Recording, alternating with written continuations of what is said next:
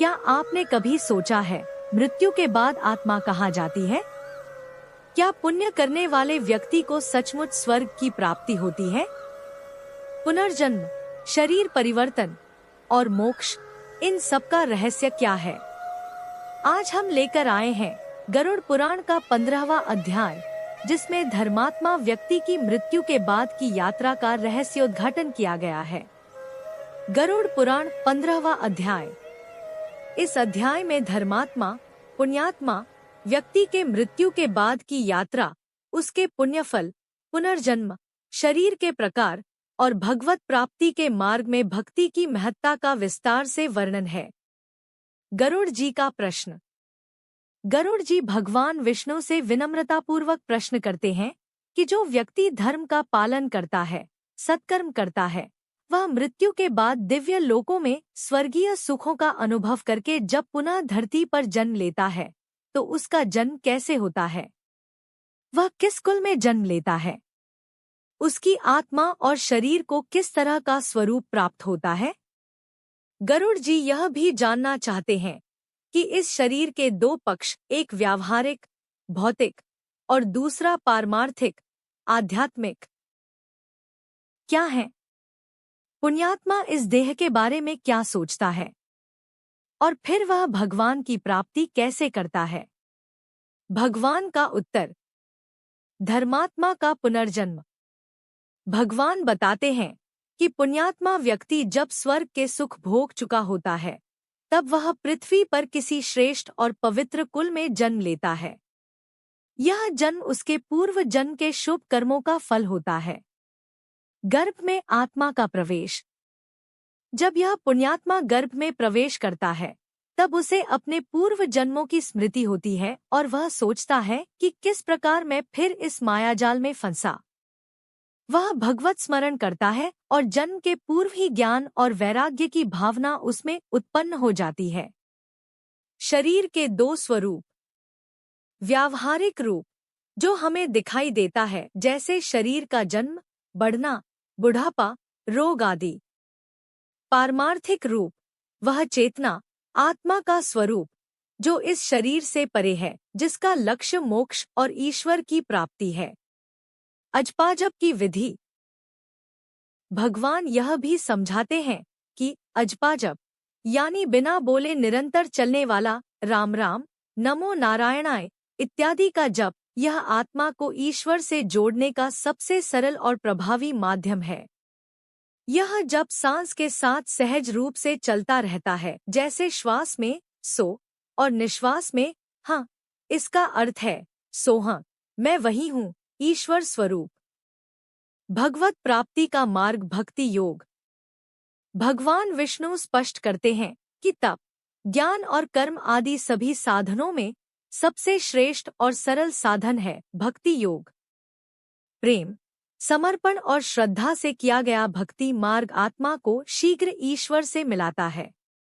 केवल भक्ति से ही जन्म मरण के चक्र से मुक्ति पाई जा सकती है।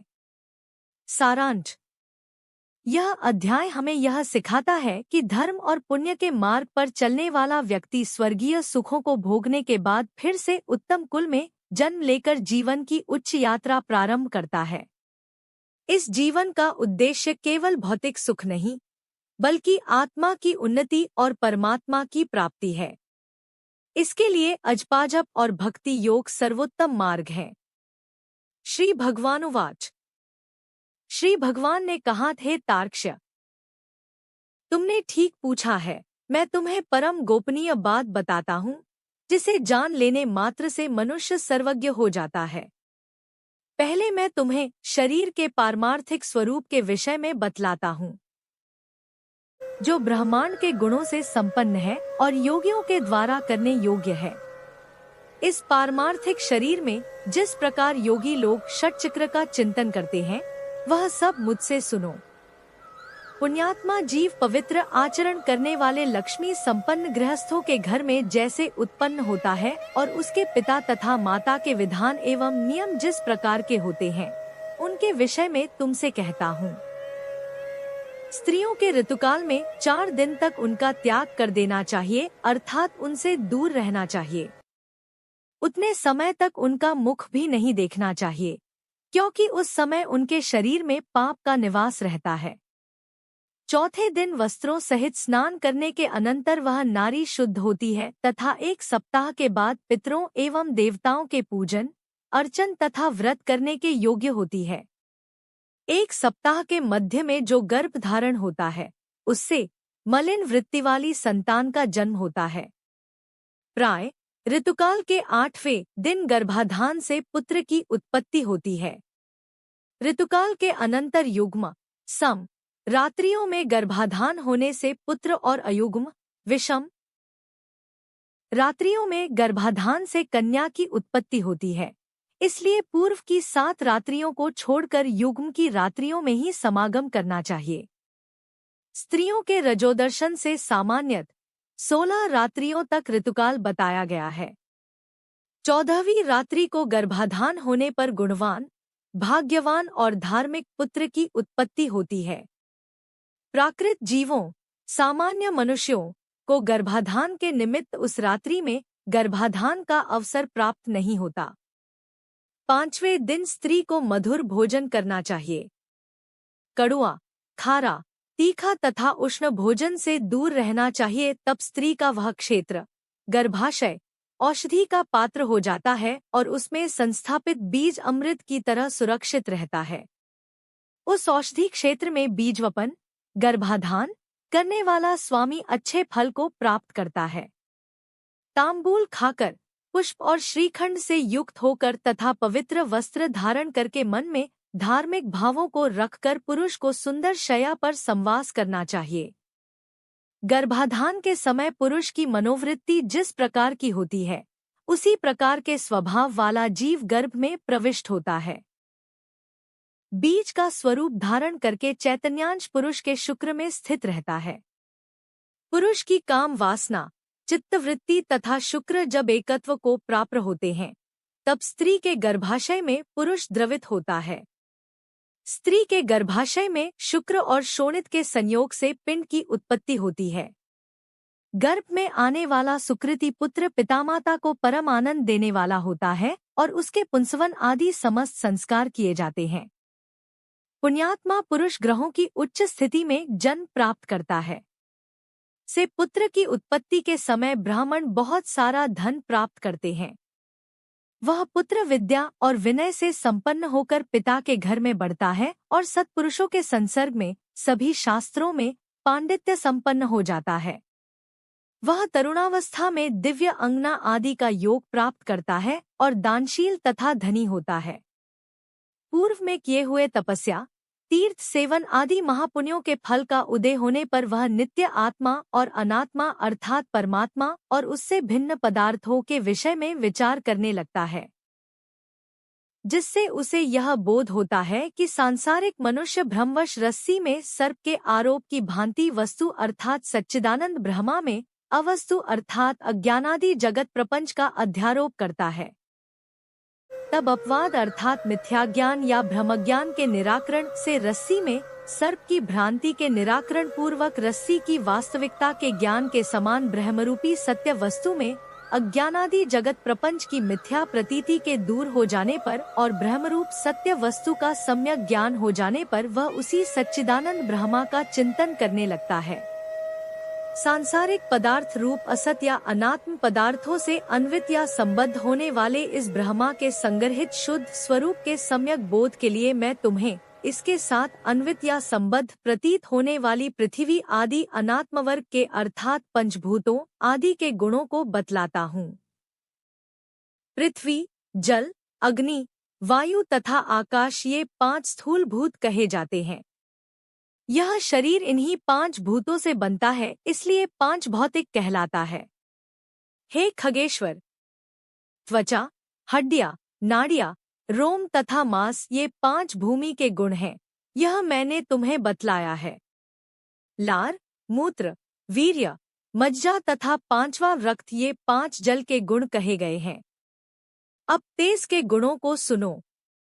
हे तार्क्ष, योगियों के द्वारा सर्वत्र क्षुधा, तृषा, आलस्य, निद्रा और कांति ये 5 गुण तेज के कहे गए हैं। सिकुड़ना, दौड़ना, लांघना, फैलाना तथा चेष्टा करना ये 5 गुण वायु के कहे गए हैं।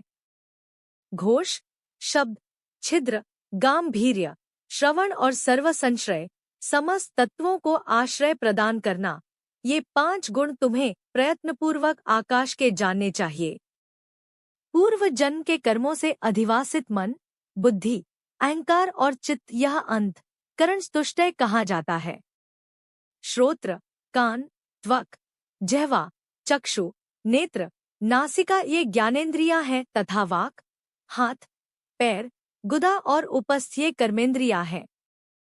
दिशा, वायु, सूर्य, प्रचेता और अश्विनी कुमार ये ज्ञानेंद्रियों के तथा वहनी, इंद्र, विष्णु, मित्र तथा प्रजापति ये कर्मेंद्रियों के देवता कहे गए हैं। देह के मध्य में इड़ा, पिंगला, सुषुम्ना, गांधारी, गज्जवा, पूषा, यशस्विनी, अलम्बुषा, कुहू और शंखिनी ये 10 प्रधान नाड़ियां स्थित है। प्राण, अपान, समान, उदान तथा व्यान, नाग, कूर्म, कृकल, देवदत्त और धनंजय ये 10 वायु हैं। हृदय में प्राणो वायु, गुदा में अपान वायु, नाभिमंडल में समान वायु, कंठदेश में उदान वायु और संपूर्ण शरीर में व्यान वायु व्याप्त रहती है। उद्गार, डकार या वमन नागवायु हेतु है, जिसके द्वारा उन्मीलन होता है, वह कूर्म वायु कहा जाता है। कृकल नामक वायु क्षुधा, भूख को उद्दीप्त करता है। देवदत्त नामक वायु जम्भाई कराता है। सर्वव्यापी धनंजय वायु मृत्यु के पश्चात भी मृत शरीर को नहीं छोड़ता।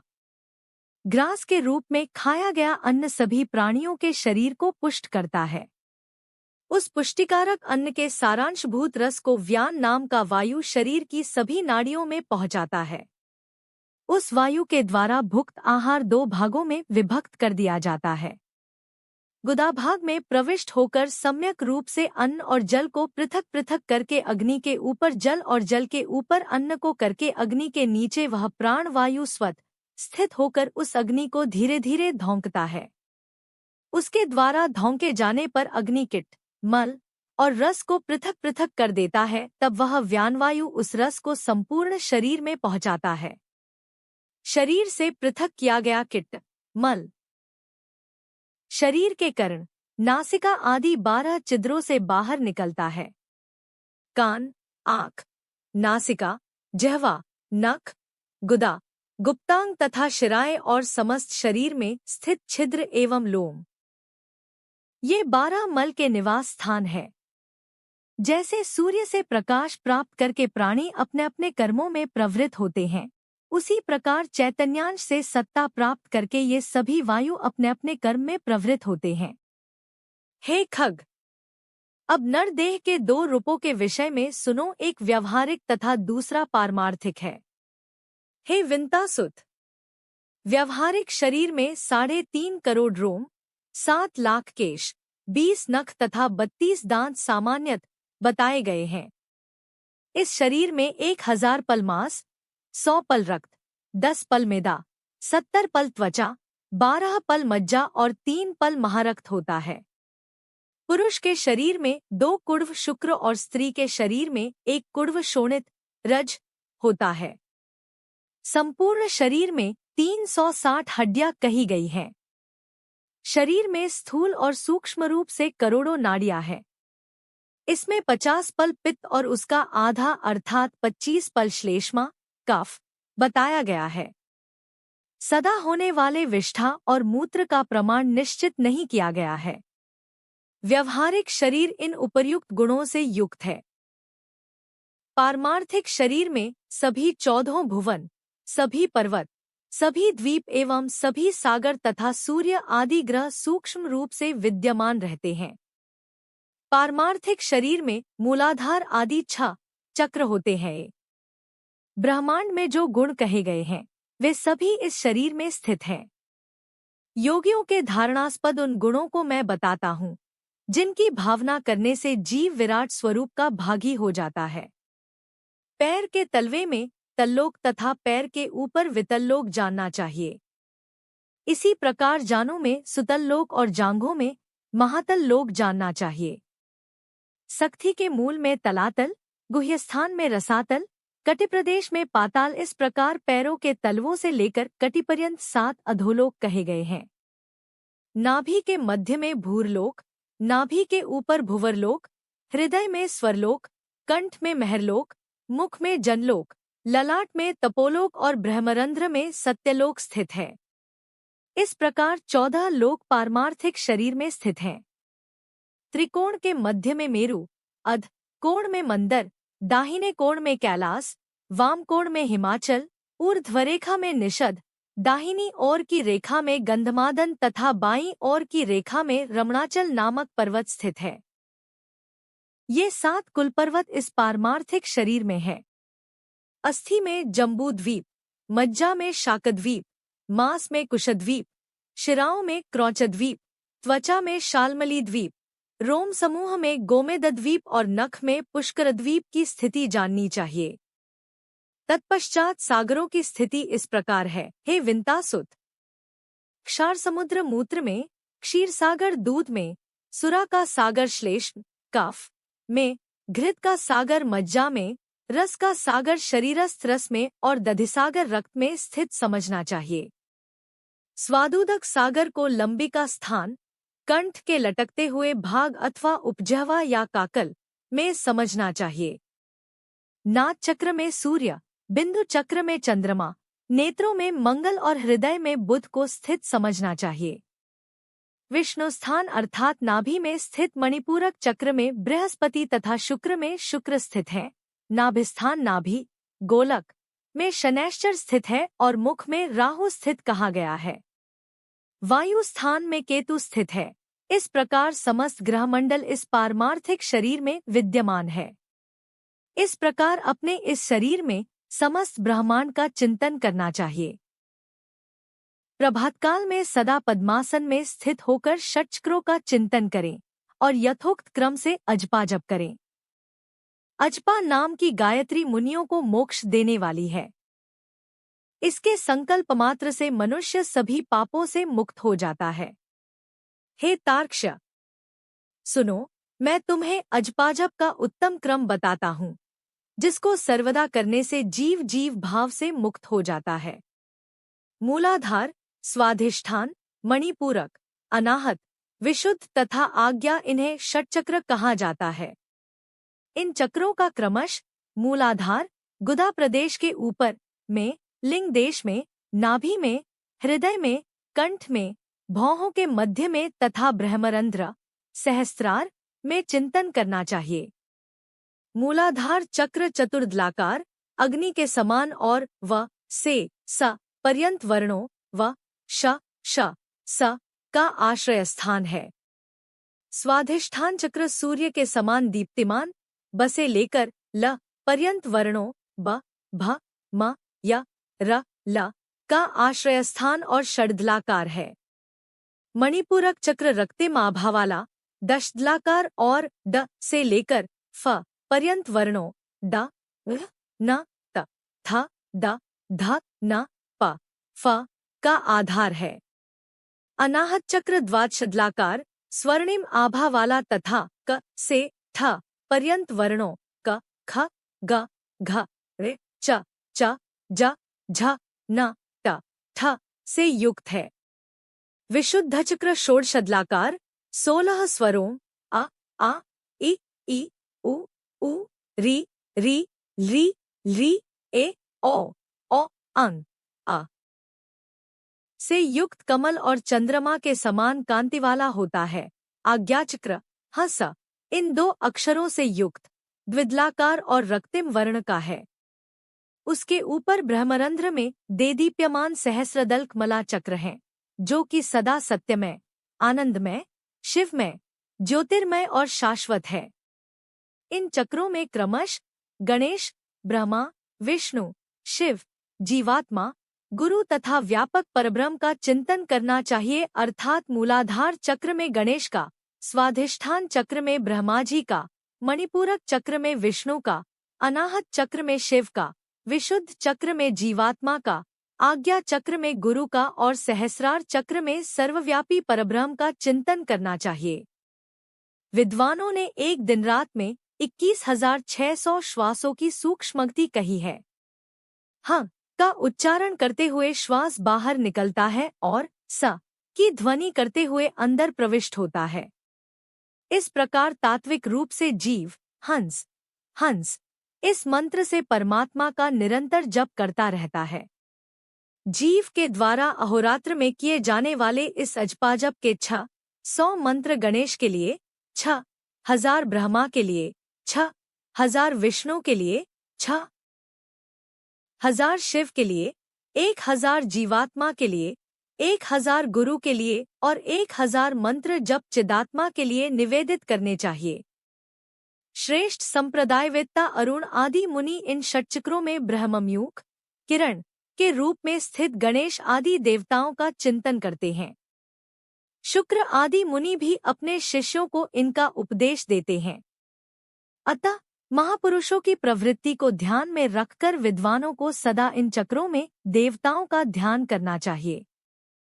सभी चक्रों में अनन्य भाव से उन देवताओं की मानस पूजा करके गुरु के उपदेश के अनुसार अजपा गायत्री का जप करना चाहिए। इसके बाद ब्रह्मरंध्र में अधोमुख रूप में स्थित सहस्रदलकमल में हंस पर विराजमान वर तथा अभ्य मुद्रायुक्त दोनों हस्तकमलों की स्थिति वाले श्री गुरु का ध्यान करना चाहिए। गुरु चरणों से निकली हुई अमृतमयी धारा से अपने शरीर को प्रलाक्षित होता हुआ सा चिंतन करे, फिर पंचोपचार से पूजा करके स्तुतिपूर्वक प्रणाम करना चाहिए। तदंतर कुंडली का ध्यान करना चाहिए, जो षटचक्रों में 3.5 वलय में स्थित है और आरोह तथा अवरोह के रूप में षटचक्र में संचरण करती है। तदंतर ब्रह्मरंध्र से बहिर्गत सुषुम्ना नामक धाम प्रकाश मार्ग का ध्यान करना। उस मार्ग से जाने वाले पुरुष विष्णु के परम पद को प्राप्त करते हैं। इसके अनंतर ब्रह्मा मुहूर्त में मेरे द्वारा चिंतित आनंद स्वरूप स्वप्रकाश सनातन रूप का सदा ध्यान करना चाहिए। इस प्रकार गुरु के उपदेश से मन को निश्चल बनाएं, अपने प्रयत्न से सा नहीं करें, क्योंकि गुरु के उपदेश के बिना साधक का पतन हो सकता है। इस प्रकार अंतर्याग संपन्न करके बहिर्याग का अनुष्ठान करना चाहिए। स्नान तथा संध्या आदि कर्मों को करके विष्णु और शिव की पूजा करनी चाहिए।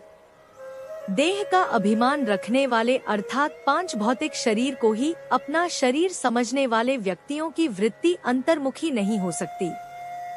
इसलिए उनके लिए सरलता पूर्वक की जा सकने वाली मेरी भक्ति ही मोक्ष साधिका हो सकती है। यद्यपि तपस्या और योग साधना आदि भी मोक्ष के मार्ग हैं, तो भी इस संसार चक्र में फंसे हुए व्यक्तियों के उद्धार के लिए मेरा भक्ति मार्ग ही समीचीन उपाय है। ब्रह्मा आदि देवों ने वेद और शास्त्र का पुनः अपुनः विचार करके 3 बार यही सिद्धांत सुनिश्चित किया है। यज्ञादि सद्धर्म भी अंत करण की शुद्धि के हेतु हैं, और इस शुद्धि के फलस्वरूप मेरी भक्ति प्राप्त होती है, जिसे प्राप्त करके व्यक्ति पुनः जन्म मरणादि 2 खोण से पीड़ित नहीं होता। हे तार्क्ष, जो सुकृति मनुष्य इस प्रकार का आचरण करता है, वह मेरी भक्ति के योग से सनातन मोक्ष पद प्राप्त करता है। इस प्रकार गरुड़ पुराण के अंतर्गत सारोद्धार में सुकृतिजन जन्माचरण निरूपण नामक 15वां अध्याय पूरा हुआ।